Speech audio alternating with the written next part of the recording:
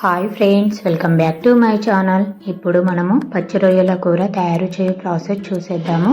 నేను అరకిల రొయ్యలను తీసుకున్నాను. ఇవి బాగా కడిగి పక్కన పెట్టుకున్నాను. ఇప్పుడు ఇందులో 1/2 టేబుల్ స్పూన్ పసుపు, కొంచెం సాల్ట్ వేసి ఇది మొత్తం కూడా కలిపి పక్కన పెట్టేసుకోవాలి. ఎందుకంటే ఇది నీసు వాసన రాకుండా ఉండడానికి ఇలా కలిపి పెట్టుకున్నాను. ఇప్పుడు స్టవ్ ఆన్ చేసేసుకొని కడాయి పెట్టేసుకున్నాము. ఇందులో 4 టేబుల్ స్పూన్స్ ఆయిల్ వేసేసుకుంటున్నాను. ఆయిల్ వేడయ్యాక కొంచెం జీలకర్ర వేసేసుకుందాము. అదేవిధంగా 2 యాలకులు, 2 లవంగాలు వేసుకున్నాము. కొంచెం దాల్చిన చెక్క, 2 బిర్యానీ ఆకులు వేసుకొని ఇది ఫ్రై కానిద్దాము. ఇప్పుడు ఇందులో మనము కట్ చేసుకున్న పచ్చిమిర్చి ఒక 2 వేసేసుకున్నాము. ఆనియన్స్ ఒక 4 తీసుకున్నాను. అవి చిన్నగా కట్ చేసుకున్నాను ఈ విధంగా. ఇప్పుడు ఇవి కలిపేసుకుందాము. ఇప్పుడు ఇందులో మనము ఇవి ఫ్రై కానికి కొంచెం సాల్ట్ వేసేసుకుంటున్నాను. ఇది మొత్తం కూడా కలిపేసుకుందాము. సాల్ట్ వేయడం వల్ల తొందరగా ఫ్రై అవుతాయి. ఒక రెమ్మ కరివేపాకు కూడా వేసేసుకొని బాగా కలిపేసుకుందాము. ఇందులో ఇప్పుడు కొంచెం పసుపు వేసుకుంటున్నాను. 1/2 టేబుల్ స్పూన్ వేసుకున్నాను నేను.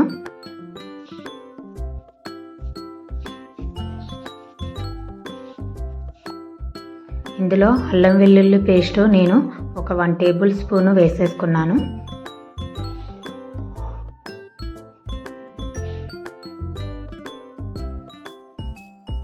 ఈ విధంగా ఫ్రై కానిచ్చుకోవాలి. ఇప్పుడు ఇందులో మనము రొయ్యలు వేసేసుకున్నాము. ఇందులో ఉండే వాటర్ వేసుకోకూడదు. అది వేయడం వల్ల స్మెల్ బాగా వస్తుంది కాబట్టి అవి వేసుకోకూడదు. ఇవి మొత్తం బాగా కలిసే విధంగా కలుపుకోవాలి. ఇవి దాదాపు ఒక 10 మినిట్స్ మీడియం ఫ్లేమ్లో పెట్టుకొని ఉడకనిచ్చుకోవాలి. ఈ విధంగా మధ్య మధ్యలో కలుపుతూ ఉండాలి.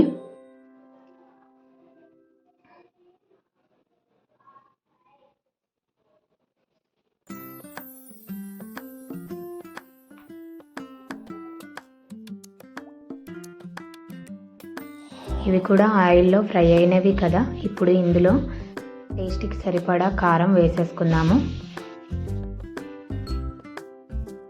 టేస్ట్కి సరిపడా సాల్ట్ కూడా వేసేసుకుందాము.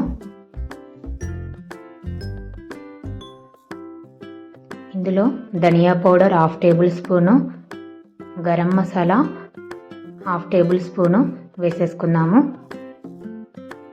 ఇందులో జీలకర్ర పొడి కూడా నేను 1/2 టేబుల్ స్పూన్ వేసేసుకున్నాను. అది మిస్ అయిపోయింది, మీరు వేసుకోండి.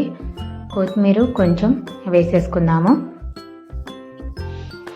ఇవి వేసుకున్న తర్వాత మొత్తం కూడా ఈ విధంగా కలుపుకోవాలి. ఇప్పుడు క్యాప్ పెట్టేసుకున్నాము. 5 మినిట్స్ ఇవి ఉడకనిచ్చాక మళ్ళీ క్యాప్ ఓపెన్ చేసేసి అందులో టమాటా ముక్కలు 1/2 కప్పు వేసుకుంటున్నాను. ఇవి వేసుకున్న తర్వాత కూడా మొత్తం ఈ విధంగా కలుపుకోవాలి. ఇప్పుడు మళ్ళీ క్యాప్ పెట్టేసుకొని ఒక 15 మినిట్స్ ఉడకనిచ్చాను. ఇప్పుడు ఇందులో కొత్తిమీర వేసేసుకుందాము. స్మెల్ అయితే సూపర్ వస్తుందండి. చూడండి, రెడీ అయిపోయింది కదా పచ్చి రొయ్యల కూర. ఇప్పుడు క్యాప్ పెట్టేసుకొని ఒక 2 మినిట్స్ ఉంచేసుకుందాము. 2 మినిట్స్ తర్వాత స్టవ్ ఆఫ్ చేసేసుకుందాము.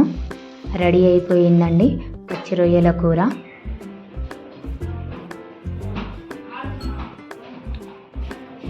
మా వీడియో కనుక నచ్చితే లైక్ అండ్ సబ్స్క్రైబ్ చేయడం మాత్రం మర్చిపోకండి. Thank you.